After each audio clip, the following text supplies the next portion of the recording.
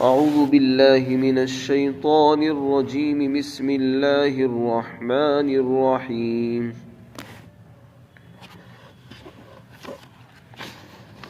قل للمؤمنين يغضوا من أبصارهم ويحفظوا فروجهم ذلك أزكى لهم إن الله خبير بما يصنعون.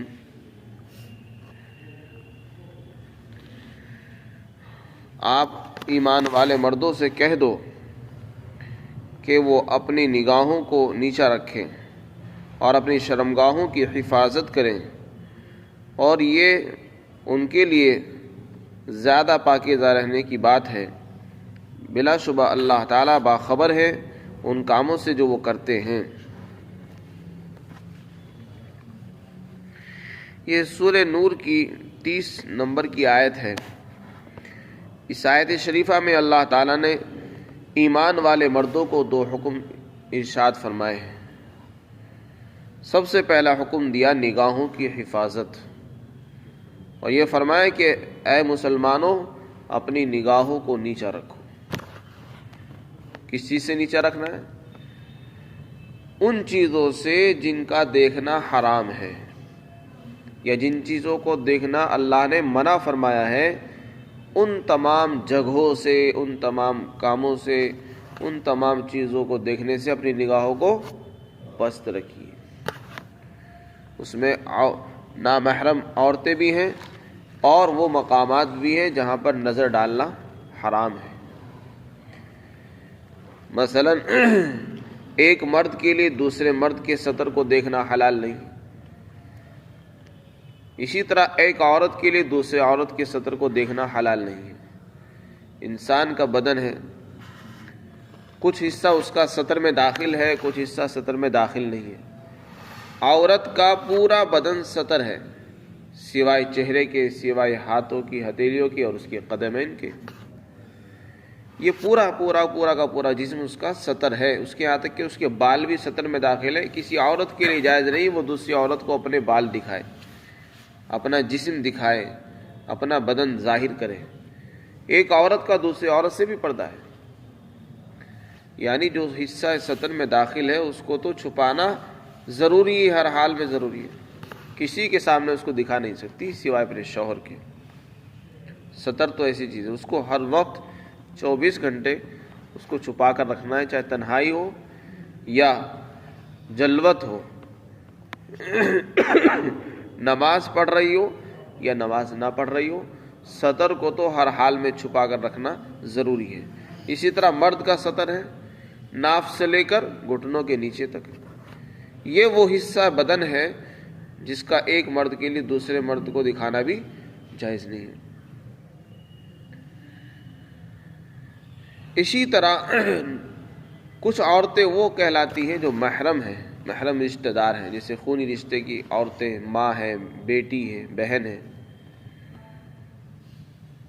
یہ محارم کہلاتی ہیں، یعنی اپنے گھر کی عورتیں جن سے نکاح کرنا حرام ہے، جن سے قیامت تک کے لیے نکاح کرنا حرام ہے، وہ یہ ہے ماں، بیٹی، بہن. اسی طرح رضائی بہن، یعنی جو دودھ میں شریک ہو، ایک ماں کا 2 بچوں نے دودھ پیا تو وہ دونوں آپس میں رضائی بھائی بہن کہلاتے ہیں. اسی طریقے سے ساس. تو وہ عورتیں جو محرم میں آتی ہیں ان کا حکم الگ ہے، اور وہ عورتیں جو نامحرم ہیں، یعنی جن سے نکاح کرنا حلال ہے لیکن ان کو دیکھنا حلال نہیں ہے، ان کا جو ہے حکم الگ ہے. تو قرآن کریم میں یہاں پر اللہ نے جو پہلا حکم دیا مردوں کو، وہ یہ ارشاد فرمایا کہ اپنی نگاہوں کو نیچا رکھیں. کہاں سے نیچا رکھنا ہے؟ حرام چیزوں کی طرف نظر ڈالنے سے. کسی حرام چیز پر نہ تو نظر ڈالیں اور نہ نظر اٹھائیں. اگر کوئی چیز نظر بھی آ جائے تو وہاں سے نظر ہٹا لیں، اپنی نظروں کو گھما لیں، زمین پر ڈال لیں یا دوسری جہت پر ان کو منتقل کر دیں، لیکن ان کو لگاتار نہ دیکھیں. یہ حکم جیسے مردوں کو ہے اسی طرح عورتوں کو بھی حکم دیا گیا. اور دوسرا حکم ارشاد فرمایا کہ اپنی شرمگاہوں کی حفاظت کرے. اللہ نے انسان کو شرمگاہ دی ہے، اس میں خواہشات کا مادہ رکھا ہے، تو اس لیے فرمایا شرمگاہوں کے اندر جو خواہشات رکھی ہیں، جو جذبات رکھے ہیں، ان کا غلط استعمال نہ ہونا چاہیے، یعنی ان سے زنا کا صدور نہ ہو. یہ دو حکم ارشاد فرما کر فرمایا یہ تمہارے لیے پاکیزہ رہنے کا ذریعہ ہے. اگر تم اپنے دلوں کو پاک رکھنا چاہتے ہو، اپنے باطن کو پاک رکھنا چاہتے ہو، تو اس کا طریقہ یہ کہ نظر کو بھی جھکا کر چلو اور اپنی شرمگاہوں کو بھی بچا کر چلو. مفسرین نے فرمایا کہ یہاں پر جو دو حکم دیے گئے ان دونوں میں گہرا ربط ہے. ایک طرف نظر کا حکم، دوسری طرف شرمگاہوں کی حفاظت کا حکم. فرمایا یہ دو چیزیں ایسی ہیں کہ جب یہ دونوں ملتی ہیں تو پھر گناہ ہوتے ہیں. نظر یہ زنا تک پہنچنے کا دروازہ ہے اور زنا کے اسباب میں سے ایک اہم سبب ہے. جو آدمی اپنی نظر کی حفاظت نہیں کر سکتا اس کے لیے ممکن نہیں ہے کہ وہ زنا سے بچ جائے، اس لیے کہ زنا تک پہنچانے کا جو راستہ ہے وہ نظر ہی ہے. اور جو انسان اپنی نظروں کی حفاظت کرے گا تو اس کی نظر کی حفاظت کرنے سے اس کا دل پریشان نہیں ہوگا، دل میں خیالات نہیں آئیں گے، دل میں وسوسے نہیں آئیں گے، دل میں گناہوں کے جذبات نہیں آئیں گے، اور برے خیالات، برے تمنائیں، برے ارادے دلوں میں، دماغ میں گردش نہیں کریں گے. یہ سب کچھ کب ہوتا ہے؟ جب انسان برے منظر دیکھتا ہے، ناجائز چیزوں کو دیکھتا ہے، حرام کاموں کو دیکھتا ہے اور غیر محرم عورتوں پر نظر ڈالتا ہے، تو پھر اس کا دل بھی گندا ہوتا ہے، دماغ بھی اس کا پریشان ہو جاتا ہے. اللہ تعالیٰ نے فرما دیا کہ اگر تم اپنے دلوں کو پاک رکھنا چاہتے ہو، دماغ کو تم اپنے پاکیزہ رکھنا چاہتے ہو، ہمارا دل بالکل پاک رہے، مطمئن رہے، سکون رہے اس میں، تو بس نگاہوں کو نیچا کر لو، اس سے بڑی عافیت ملے گی. یہاں تک کہ عبادت کرو گے تو اس میں بھی مزہ آئے گا. اور نظروں کی اگر حفاظت نہیں ہے تو نہ تو عبادت میں جی لگے گا آپ کو، نہ کام میں طبیعت لگے گی، نہ پڑھائی میں دل لگے گا آپ کو. کسی کام میں انسان کا دل نہیں لگتا نظروں کی حفاظت نہ کرنے سے. نظروں کی حفاظت سے بڑا نقصان ہے. قرآن نے اشارہ فرما دیا کہ اگر تم اپنے آپ کو پاک رکھنا چاہتے ہو، پاک کا مطلب ہمارا دل بالکل صاف رہے، اس میں کسی قسم کا کوئی خلجان نہ ہو، کسی قسم کا کوئی خطرہ نہ ہو، کسی کا کوئی خیال دل میں نہ آئے جو ہمیں ہر وقت پریشان رکھے، بے چین اور بے قرار رکھے. اس کے لیے نگاہوں کی حفاظت بہت ہی ضروری ہے، بہت ہی ضروری ہے. اس لیے کہ علماء نے لکھا ہے کہ نظر دل کو بگاڑنے کا ذریعہ ہے. دل انسان کا جو خراب ہوتا ہے وہ نظروں سے ہوتا ہے، اور جس نے اپنی نظروں کی حفاظت کر لی اس کا دل پاکیزہ. تو اس لیے نظروں کی حفاظت اہم ترین چیز ہے. اگر دونوں چیزیں ملتی ہیں تو پھر زنا ہوتا ہے. اسی لیے حدیث پاک کے اندر آیا آنکھوں کا زنا ہوتا ہے، آنکھوں کا زنا دیکھنا ہے، اور ہاتھوں کا زنا پکڑنا ہے، اور پیروں کا زنا چل کر جانا ہے، اور کانوں کا زنا سننا ہے، اور زبان کا زنا کی باتیں کرنا، گناہوں کی باتیں کرنا، یہ بھی زبان کا زنا ہے. پھر فرمایا انسان کا جو نفس ہے وہ تو آرزو کرتا ہے، تمنائیں کرتا ہے، خواہشات اس میں ابھرتی ہیں. پھر انسان کی جو شرمگاہ ہے وہ یا تو اس کی تصدیق کرتی ہے یا اس کی تکذیب یعنی جھٹلا دیتی ہے. کیا مطلب حدیث کا مطلب یہ ہے کہ زنا کی جو ابتدا ہوتی ہے وہ انہی چیزوں سے ہوتی ہے، ہاتھ سے، پیر سے، آنکھ سے، کانوں سے، زبان سے. یعنی انسان اپنی نگاہوں کو چلاتا ہے، نظر بازی ہوتی ہے، بات چیت ہوتی ہے، اور پکڑنا چھونا ہوتا ہے، اور چل کر جانا بھی ہوتا ہے. اگر یہ اسباب پائے جاتے ہیں تو پھر آدمی آخری مرحلے پر پہنچ جاتا ہے کہ زنا بھی ہو جاتا ہے اس سے. یہ تو زنا کے اسباب تھے، لیکن اصلی زنا جو ہوتا ہے وہ انہی راستوں سے ہوتا ہے. اگر زنا ہو جاتا ہے تو سمجھ لو کہ شرمگاہ نے اس کی تصدیق کر دی، اور آگے اللہ کے رسول نے فرمایا کہ کبھی کبھی شرمگاہ اس کو جھٹلا دیتی ہے، یعنی کبھی کبھی انسان ان راستوں سے گزرتا ہے، نظریں بھی چلتی ہیں اور ہاتھوں سے پکڑنا چھونا بھی ہوتا ہے، چل کر جانا بھی ہوتا ہے، بات چیت بھی ہوتی ہے، لیکن دونوں کو موقع نہیں ملتا کہ وہ زنا کر سکے. تو یہ زنا نہ کرنا اصلی یہی شرمگاہ کا جھٹلانا ہے.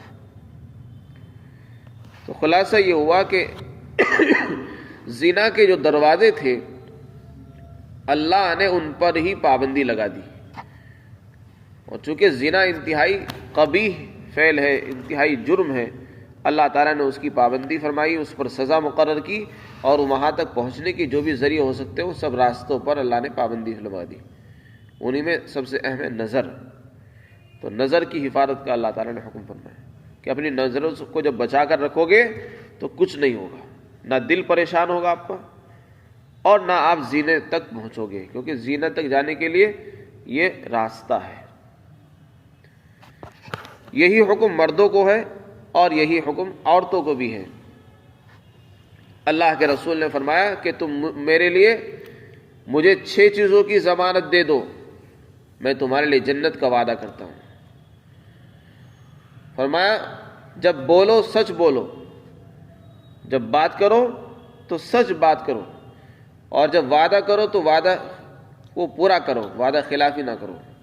اگر آپ نے کسی سے وعدہ کیا تو اس کو پورا کرو، نہیں تو وعدہ ہی نہ کرو کسی سے. اور جب آپ کے پاس کوئی امانت رکھی جائے تو اس کو ادا کرو. اور فرمایا چوتھا حکم یہ ہے کہ اپنی نگاہوں کو نیچا رکھو، جھکا کر رکھو. جب چلو راستے میں تو جھکا کر چلو، نظریں اٹھا کر چلو گے تو گناہ کا ہونا یقینی ہے. فرمایا اپنے ہاتھوں کو ظلم سے روک کر رکھو، اپنے ہاتھوں کو ظلم سے روک کر رکھو، اور اپنی نگاہوں کی حفاظت کرو اور اپنی شرمگاہوں کی بھی حفاظت کرو. 6 چیزوں کا حکم فرمایا. جو آدمی ان 6 چیزوں کو کر لے میں اپنی گارنٹی پر اس کو جنت میں داخل کراؤں گا. ایک جگہ آپ نے ارشاد فرمایا جو میرے لیے 2 چیزوں کی ضمانت لے لے تو میں اس کے لیے جنت کی ضمانت لیتا ہوں، میں اس کو اپنی ذمہ داری پر جنت میں داخل کراؤں گا. 2 چیزیں کیا ہیں؟ من یضمن لی ما بین لحیی وما بین رجلی اضمن لہ الجنہ. جو 2 جبڑوں کے درمیان ہے یعنی زبان، اور جو 2 من یضمن لی ما بین لحیی وما بین رجلی، 2 پیروں کے درمیان، 2 رانوں کے درمیان جو چیز ہے یعنی شرمگاہ، جو اس کی حفاظت کر لے اور اس کی ذمہ داری لے لے، میں اپنی زبان کو بھی بچا کر رکھوں گا، زبان بند رکھوں گا، کسی کی غیبت نہیں، کسی کی چغلی نہیں، کسی کی برائی نہیں، اور اسی طرح شرمگاہ کی حفاظت کی. تو اللہ کے رسول فرماتے ہیں میں اس کو اپنی ذمہ داری پر جنت میں داخل کروں گا، میں اس کی ذمہ داری لیتا ہوں. یہ سب کچھ اسی پر ہے.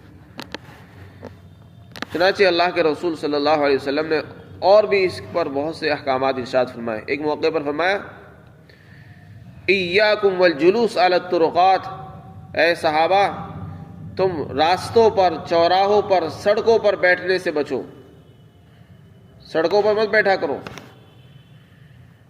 صحابہ نے عرض کیا رسول اللہ ہمارے لیے تو اس کے بغیر کوئی چارہ نہیں، کیونکہ ہم تو وہاں باتیں کرتے بیٹھ کر. صحابہ اکرام کے پاس ایسے مکانات نہیں تھے کہ وہ اپنے بیٹھکوں میں بیٹھ کے باتیں کرتے. مختصر سے زندگی گزارنے کے ان کے پاس مکانات ہوا کرتے تھے، کسی کے پاس نہیں بھی تھا. تو ان کے پاس ایسے موقع نہیں تھے کہ وہ اپنے گھروں میں بیٹھ کے کسی کو بلائیں اور باتیں کریں. چنانچہ ان کی ملاقاتیں راستوں میں ہوتی تھی، راستوں ہی میں اپنی باتیں کر لیتے، راستوں ہی میں اپنے مشورے کر لیا کرتے تھے. جہاں جس سے ملاقات ہو گئی وہی بات چیت ان سے کر لیا کرتے تھے.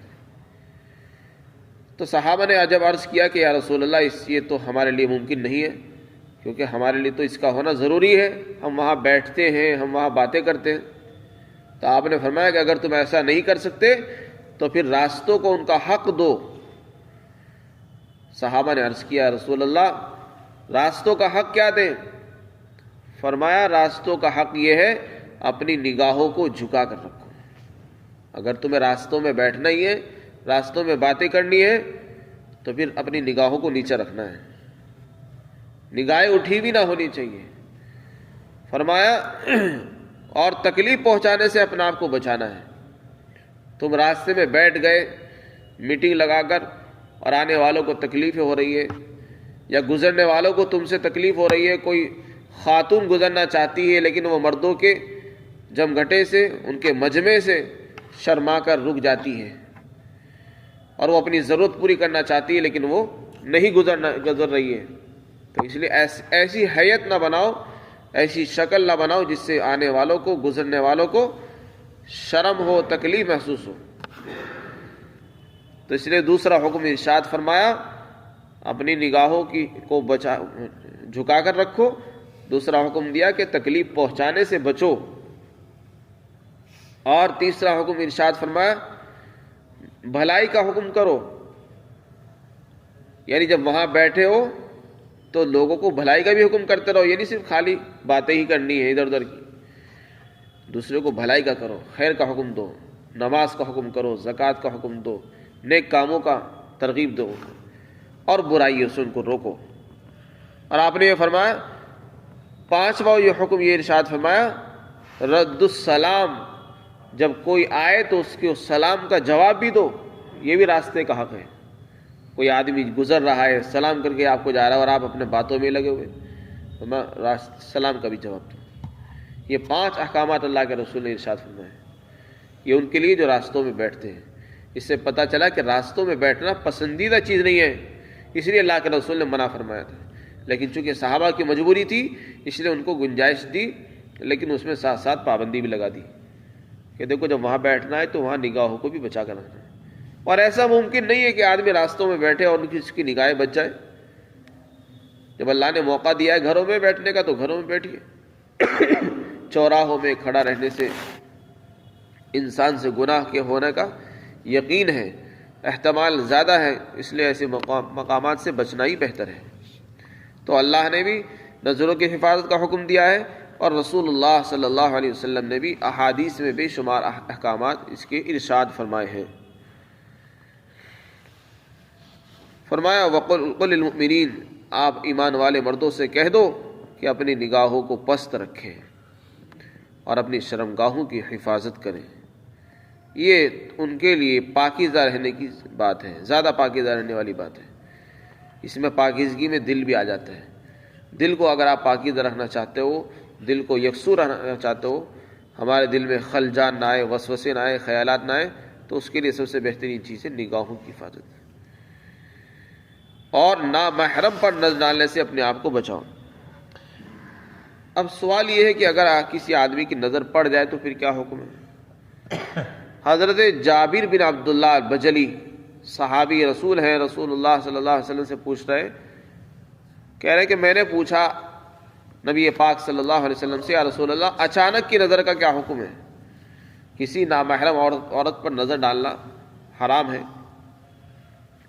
اگر کوئی عورت پردہ نہیں کر رہی تب بھی اس کو دیکھنا جائز نہیں ہے، وہ غلطی اس کی ہے، لیکن مردوں کو حکم یہی ہے کہ وہ اپنی نگاہوں کو بچا کر چلیں۔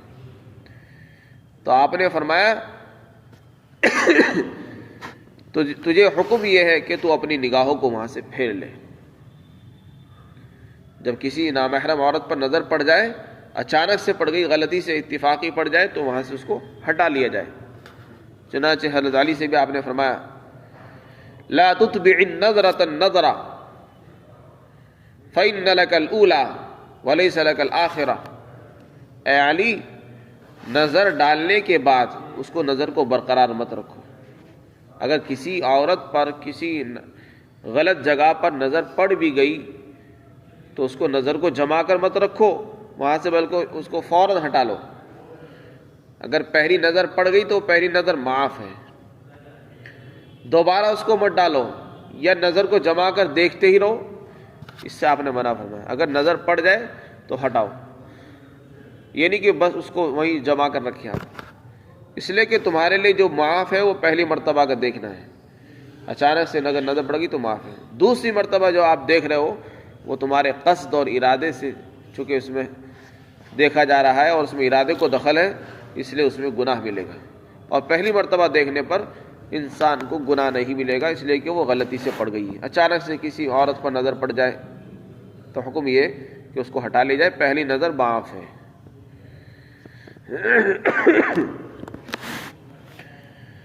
ذالک ازکا لہم، یہ ان مردوں کے لیے زیادہ پاکیزہ رہنے کی بات ہے، اور بلا شبہ اللہ تعالیٰ باخبر ہے ان چیزوں سے جو وہ کرتے ہیں، یعنی جو وہ کچھ کریں گے ایسا نہیں ہوگا کہ اللہ کو پتہ نہیں چلے گا۔